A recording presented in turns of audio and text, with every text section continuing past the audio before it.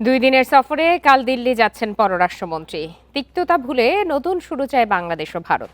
প্রধানমন্ত্রীর পররাষ্ট্র উপদেষ্টা জানান, ভারতের সঙ্গে আওয়ামী লীগ আমলে যে সম্পর্ক হয়েছিল সে অধ্যায় শেষ। এসব বিষয়ে কথা বলতে এই মুহূর্তে যুক্তরাষ্ট্র থেকে আমাদের সঙ্গে যোগ দিয়েছেন ইউনিভার্সিটি অফ কেন্টাকির আন্তর্জাতিক সম্পর্ক ও রাষ্ট্রবিজ্ঞানের শিক্ষক ডক্টর নির্ঝর সাকিব। ডক্টর নির্ঝর সাকিব, আপনাকে স্বাগত জানাচ্ছি ইন্ডিপেন্ডেন্ট টেলিভিশনে। আপনার কাছে প্রথমে একটু জানতে চাই যে পররাষ্ট্রমন্ত্রী যুক্তরাষ্ট্র গেলেন, ভারতে যাচ্ছেন এবং সামনে চীনেও যাবেন। সেক্ষেত্রে আপনার কি মনে হয় যে এতগুলো সফর, এতগুলো গুরুত্বপূর্ণ দেশের সাথে এর পেছনে কি কারণ রয়েছে? আমার যেটা মনে হয় যে এই ধরনের সফর যে কোনো একটা সরকার ক্ষমতা গ্রহণ করার পরে খুবই নর্মাল। এবং বাংলাদেশের ক্ষেত্রে এটা আরো বেশি ইম্পর্টেন্ট, কারণ বাংলাদেশের ক্ষেত্রে আমরা জানি যে পৃথিবীর অন্যতম বৃহত্তম একটা সীমান্ত হচ্ছে বাংলাদেশের সাথে ইন্ডিয়ার। 200-র বেশি সার্ভিস ও ফিচারে লেনদেনের সব বিকাশ অ্যাপে সম্ভব। তো অনেক কিছু হলেও সেখানে অনেক কিছু চেঞ্জ হলেও প্রতিবেশী যেহেতু বদলানো যায় না, জিওগ্রাফি একটা অনেক বড় ফ্যাক্টর, সেই কারণে বাংলাদেশের জন্য খুবই ন্যাচারাল একটা একটা ব্যাপার হওয়ার কথা ইন্ডিয়ায় এরকম একটা সফর হওয়া। এবং বিশেষ করে বাংলাদেশের সাথে গণ অভ্যুত্থান পরবর্তী সময়ে ইন্ডিয়ার যদি কোনো একটা লেসন নেওয়ার থাকে, সেটা হচ্ছে যে যদি কোনো একটা দল বা একটা ব্যক্তির সাথে সম্পর্ক হয়, সেটা আসলে বেশি ভালো টেকে না। সো সেই জায়গায় একটা সম্পর্কের স্বাভাবিকীকরণের প্রসঙ্গ খুব ইম্পর্টেন্ট। তো সেদিক থেকে দেখলে ইন্ডিয়ার সফরটা খুবই ন্যাচারাল এবং সিগনিফিকেন্ট বলে আমি মনে করি। সেক্ষেত্রে আমরা দেখেছি অভ্যুত্থান পরবর্তী সময়ে দিল্লি অন্তর্বর্তীকালীন যে সরকার ছিল বাংলাদেশে, তাদের সঙ্গে খুব একটা যোগাযোগ বা কথা বলতে আগ্রহী ছিল না, কিন্তু তারা বরাবরই বলেছিল যে নির্বাচিত সরকারের সঙ্গে তারা আলোচনায় আগ্রহী। সেক্ষেত্রে আপনার কি মনে হয় এই সফর কতটা ভূমিকা রাখবে দুই দেশের সম্পর্ক উন্নয়নের ক্ষেত্রে? জি, যেমনটা আমাদের প্রধানমন্ত্রীর সাথে ইন্ডিয়ান হাই কমিশনার বলছিলেন যে অতীতের তিক্ততা ভুলে তারা সম্পর্ককে সামনের দিকে এগিয়ে নিতে চান, সেইটা যদি সিনসিয়ারিটি তারা দেখাতে চান, তাহলে তাদেরকে কয়েকটা বিষয়ে অ্যাসুরেন্স দিতে হবে বাংলাদেশের মানুষকে। প্রথমত হচ্ছে যেটা আগে বলছিলাম, যে তারা মানুষের সাথে সম্পর্ক করবেন, কোনো রাজনৈতিক দলের সাথে বা ব্যক্তির সাথে না। দ্বিতীয় হচ্ছে তারা কতগুলো বিষয়ে গুডউইল দেখাতে হবে, যেমন হচ্ছে ভিসার বিষয়টা ছিল, এবং বাংলাদেশ থেকে যারা ইন্ডিয়ায় আশ্রয় নিয়েছেন বিভিন্ন অপরাধ করে বা কনভিক্টেড, তাদের ব্যাপারে জুডিশিয়াল প্রসেসটা যে যথেষ্ট ট্রান্সপারেন্ট, সেই ব্যাপারে একটা সিগনিফিক্যান্ট অ্যাসুরেন্স আমাদের পাওয়া লাগবে। তো সব মিলিয়ে আমার মনে হয় যে এখনো এই সরকারের মেয়াদ যেহেতু খুবই বেশি দিন হয়নি, খুবই নতুন, সো সেই জায়গা থেকে আমাদের অনেক কিছু দেখার আছে, অনেক কিছু বোঝার আছে। সেগুলো আস্তে আস্তে বোঝা যাবে যে সম্পর্কটার ব্যাপারে দুই পক্ষের সিনসিয়ারিটি কতটুকু।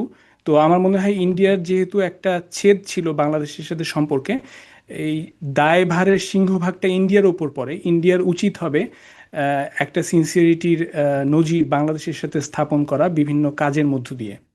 জি, ডক্টর নির্ঝর সাকিব, আপনার কাছে আরেকটি বিষয় জানতে চাই যে অন্তর্বর্তীকালীন সময়েও কিন্তু ডক্টর খলিলুর রহমানই পররাষ্ট্রের বিষয়টি দেখেছিলেন এবং এখন তিনিই পররাষ্ট্রমন্ত্রী হিসাবে ভারত সফর করছেন। আপনার কি মনে হয় ব্যক্তি হিসাবে তিনি কতখানি ভূমিকা রাখতে পারবেন বা কতটা গ্রহণযোগ্য হবেন?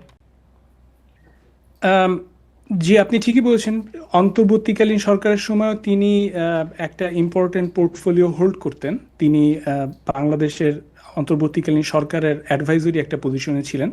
এখন যেহেতু এই সরকারটি 2/3 একটা ম্যান্ডেট নিয়ে ক্ষমতা এসেছে এবং সেই সরকারের ক্যাবিনেটের পার্ট, আমার মনে হয় এখন তার পজিশনটা আরো অনেক বেশি প্রমিনেন্ট হলো। এবং সেই জায়গা থেকে বিভিন্ন ভূ রাজনৈতিক এবং আন্তর্জাতিক সমীকরণের কারণে আমার মনে হয় না যে এখানে ব্যক্তির বিষয়টা কোনো প্রকার নাজুকতা অথবা কোনো প্রকার টেনশনের তৈরি করবে। আমার মনে হয় খুব স্বাভাবিকভাবেই ব্যাপারটাকে গ্রহণ করবে ইন্ডিয়া। বিশেষ করে যেটা আমি বলছিলাম, যে তিনি যেহেতু একটি নির্বাচিত এবং অনেক সুপার মেজরিটি পাওয়া সরকারের তরফে ইন্ডিয়ায় যাচ্ছেন, এবং পলিসি কন্টিনিউটির জায়গায় ব্যাপারটা ইন্টারেস্টিং, কারণ তিনি আগের সরকারের সময়ে ভেতর থেকে ফরেন পলিসির ব্যাপারগুলো ডিল করেছেন। সো সেই জায়গায় একরকম ইনস্টিটিউশনাল মেমোরিও তার আছে, এবং তিনি এই বিষয়গুলো সম্পর্কে ওয়াকিফাল। এবং ওই রেজিমটা, ওই যেই যেই ডিসিশনগুলো ছিল, সেগুলোতে তিনি কোনো প্রকার ছেদ করবেন বলে আমার মনে হয়নি তার কথা বা জেস্চারে। সো সেই ব্যাপারটা একটা কন্টিনিউইটি দেয়, একটা অ্যাসুরেন্স দেয় এবং একটা স্টেবিলিটি প্রকাশ। তা আমার মনে হয় সব দিক থেকে দেখলে এই সফরটা হওয়ার পরে আমরা বুঝতে পারবো যে ব্যাপারটা আসলে কতটুকু ফলপ্রসূ হচ্ছে, নাকি জাস্ট এটা একটা ফর্মালিটির মধ্যে এই পর্যায়ে আছে। আপনার কাছে আরেকটু জানতে চাই যে বাংলাদেশের পররাষ্ট্রনীতিতে ভারসাম্য ফেরানো খুব কঠিন কিনা? যদি ভারতের কথাই বলি, আপনি বলছিলেন যে ভারতেরই বেশি ভূমিকা পালন করতে হবে। সেক্ষেত্রে তাদের পক্ষ থেকে যদি চিন্তা করা হয়, তারা কতখানি এ বিষয়ে আগ্রহী হবে বলে আপনি মনে করেন? জি দেখুন, ইন্ডিয়া যদি যে কোনো প্রকার রেশনাল ক্যালকুলেশনে যায় ডিপ্লোমেসিতে, তাহলে তাদের এতটুকু এতদিনে বোঝার কথা যে তাদের পররাষ্ট্রনীতি মুখ থুবড়ে পড়েছিল এই গণ অভ্যুত্থানের পরে, যেই কারণে আমরা প্রায় 2 বছর বাংলাদেশের সাথে একরকমের ঠান্ডা সম্পর্ক দেখলাম। তো সেখান থেকে উত্তরণের জন্য তার যেটা বুঝতে হবে যে যে কোনো থ্রেটের অপর সাইডে কিন্তু অপরচুনিটি থাকে। তারা যদি মনে করে যে বাংলাদেশের সাথে যেহেতু ইন্ডিয়ার একটা অনেক বড় বর্ডার এবং সেই বর্ডারকে তারা উইপনাইজ করে বিভিন্ন রকম চাপে ফেলবে, সেই অপরচুনিটিটা কিন্তু বাংলাদেশেরও আছে। বাংলাদেশেরও কিন্তু অনেক রকম কার্ডস রয়েছে প্লে করার জন্য। তো সেই বিবেচনাটা মাথায় রেখে তার বুঝতে হবে যে একচেটিয়া কোনো সম্পর্ক আসলে সাস্টেনেবল হয় না, এবং আজকের দুনিয়াতে শুধুমাত্র পাওয়ার অ্যাসিমেট্রি থাকলেই কিন্তু ডোমিনেন্স তৈরি করা যায় না। অ্যাসিমেট্রিক বিভিন্ন রকম সম্পর্কের মধ্যেও কিন্তু স্মার্ট লিডারশিপ থাকলে বিভিন্ন রকম লেভারেজ ক্রিয়েট করা যায়, যেটা বাংলাদেশের করার সুযোগ আছে। তো সেই জায়গা থেকে ইন্ডিয়ার বোঝা উচিত যে বাংলাদেশে একটা গণতান্ত্রিক উত্তরণ ঘটেছে, এবং সেই জায়গায় বাংলাদেশের নতুন সরকার একটা খোলা মনে যদি নতুন কোনো ট্রানজ্যাকশনাল প্রপোজাল নিয়ে আসে, সেটা কিন্তু দুই দেশের জন্য, ট্রেড বলি কালচারাল এক্সচেঞ্জ বলি, সব দিক থেকে ভালো হবে এবং সবাই এ থেকে উইন করতে পারবে। ট্রেড হলে কি হয়, দুই পক্ষেরই লাভবান হওয়ার সুযোগ থাকে। তো সেটা যদি একচেটিয়া না হয় একটা ভারসাম্যপূর্ণ ট্রানজ্যাকশনাল রিলেশনশিপ হয়, সেটা ইন্ডিয়া যেমন লাভবান হতে পারে, বাংলাদেশ সেভাবে লাভবান হতে পারে, এবং দুই পক্ষের মধ্যে সিকিউরিটি থ্রেটগুলোও কিন্তু কমিয়ে আনা সম্ভব। তা আমার মনে হয় যে এখানে সুযোগটা আছে। বাকিটা ইন্ডিয়ার কোর্টে বল, ইন্ডিয়া কতটুকু স্টেপ নেয় তার উপর নির্ভর করবে। সেক্ষেত্রে নির্বাচিত সরকার এবং তারই প্রতিনিধি অর্থাৎ পররাষ্ট্রমন্ত্রী যাচ্ছেন ভারত সফরে। এর আগে তো বারবার বলা হতো যে দেশের স্বার্থ বিকিয়ে যাতে ভারতের স্বার্থ দেখা না হয়। এবার তো জনগণের মূল দাবি যে বাংলাদেশের জন্য যে স্বার্থ জড়িত সেটিকে অগ্রাধিকার দিয়েই যেই দাবি বা চুক্তি বা যেই আলোচনা সেটি যেন হয়। আপনার কি মনে হয় সেখানে কতখানি সফল হবে এই সরকার? যদিও এই সফরের পর এই বিষয়গুলো আরো বেশি পরিষ্কারভাবে জানা যাবে।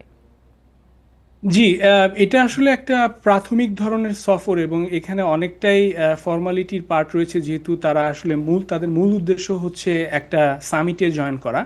সেই কারণে এজেন্ডা আইটেমে খুব বেশি যে আলোচনার সুযোগ এখানেই থাকবে তা না, তবে নিঃসন্দেহে এটা একটা সূচনা।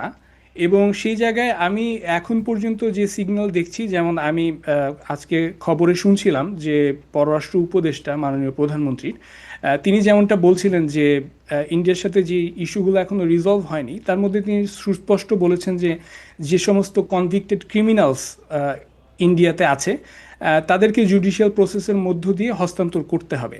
তো সেই জায়গা থেকে আমি এখন পর্যন্ত আশা রাখতে চাই, ভরসা রাখতে চাই যে বাংলাদেশের নতুন যে গণতান্ত্রিক সরকার, সেটা একটা সমতার ভিত্তিতে, একটা সমমর্যাদার ভিত্তিতে এবং সমস্বার্থের ভিত্তিতে একটা ট্রানজ্যাকশনাল সম্পর্ক করবে। কোনো বেশিও করার দরকার নাই, কোনো আননেসেসারি হোস্টিলিটিরও দরকার নেই।